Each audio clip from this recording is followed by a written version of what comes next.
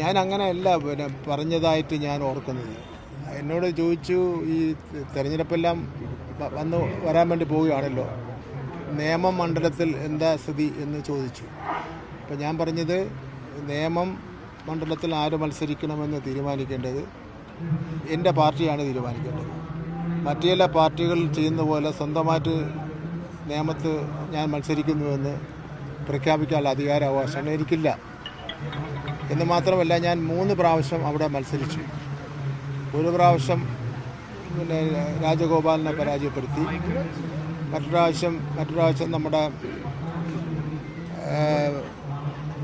കുമ്മനം രാജശേഖരൻ സാറിനെ പരാജയപ്പെടുത്തി, ഒരു പ്രാവശ്യം ഞാൻ പരാജയപ്പെട്ടു. ഇത് അവിടുത്തെ നിയമത്തിൻ്റെ തിരഞ്ഞെടുപ്പിൻ്റെ 2-3 ടേമിൻ്റെ കാര്യം ഞാൻ സൂചിപ്പിച്ചെന്നാണ് പറഞ്ഞത്.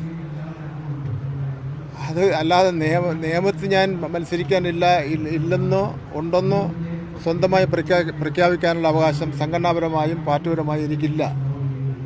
അത് തെറ്റായ ഒരു വാർത്ത അത് പറഞ്ഞതാണ്. ഞാൻ വീണ്ടും അത് എടുത്ത് വെച്ച് ആ പറഞ്ഞ വാർത്ത ടെലിവിഷനിൽ വന്നത് റെക്കോർഡ് ചെയ്തെടുത്ത് നോക്കിയപ്പോൾ നേരിൽ കേൾക്കുമ്പോൾ അതിലൊരു പ്രശ്നം കാണുന്നില്ല. പക്ഷേ നിയമമെന്ന് പറഞ്ഞ ശേഷം നിർത്തിയ ശേഷം പറഞ്ഞപ്പോൾ ഒരു കൺഫ്യൂഷൻ ആ കാര്യത്തിൽ ഉണ്ടായിട്ടുണ്ട്. ഞാൻ അങ്ങനെ ഉദ്ദേശിച്ചിട്ടേ ഇല്ല. പാർട്ടിയാണ് അതിൽ നിയമത്ത് മത്സരിക്കണമോ വേണ്ടയോ എന്ന് തീരുമാനിക്കേണ്ടത്. നിയമത്ത് മാത്രമല്ല, കേരളത്തിൽ LDFും CPMും മത്സരിക്കുന്ന ഏത് മണ്ഡലത്തിലും സ്ഥാനാർത്ഥികളെ തീരുമാനിക്കുന്നതും മത്സരിക്കണോ വേണ്ടയോ എന്ന് തീരുമാനിക്കുന്നതും ഞങ്ങളുടെ ഇടതുപക്ഷ ജനാധിപത്യ മുന്നണിയുടെ സംസ്ഥാന കമ്മിറ്റിയും CPMൻ്റെ സംസ്ഥാന കമ്മിറ്റിയുമാണ് തീരുമാനിക്കുന്നത്. BJPയിലും കോൺഗ്രസിലും ആണെങ്കിൽ സ്വന്തമായിട്ട് തന്നെ സ്ഥാനാർത്ഥികളെ മത്സരിക്കാൻ വേണ്ടി പ്രഖ്യാപിക്കാൻ ഉള്ള അവകാശമുണ്ട്. ഇനി എന്താണ് ഇങ്ങനെ ഉണ്ടായത് എന്നെ സംബന്ധിച്ചത് എനിക്കറിയില്ല. ബോധപൂർവം ആരെങ്കിലും ഒരു ചർച്ച ഉണ്ടാക്കുന്നതിന് വേണ്ടി ഇതിൻ്റെ ഇടയിൽ ഒരു പരിശ്രമം നടത്തിയിട്ടുണ്ടോ എന്നുള്ള കാര്യം ഞാൻ സംശയിക്കുകയാണ്. പാർട്ടിയുടെ തീരുമാനം ഞങ്ങൾ ഈ സ്ഥാനാർത്ഥികളെ സംബന്ധിച്ചിടത്തോളം ഒന്നും ചർച്ച ചെയ്തിട്ടില്ല. അപ്പം അതുകൊണ്ട് തന്നെ തീരുമാനിച്ചാൽ മത്സരിക്കുന്നതെന്നോ മത്സരിക്കില്ല എന്നൊന്നും പറയേണ്ട കാര്യമില്ല. ഞങ്ങളെ പാർട്ടിയിൽ ആ കാര്യങ്ങളും തീരുമാനിച്ചിട്ടേ ഇല്ല. വെറുതെ ഒരു ആശയക്കുഴപ്പമുണ്ടാക്കുന്നതിന് വേണ്ടിയാണ് ഈ തെറ്റായ വാർത്ത പ്രചരിപ്പിച്ചത്.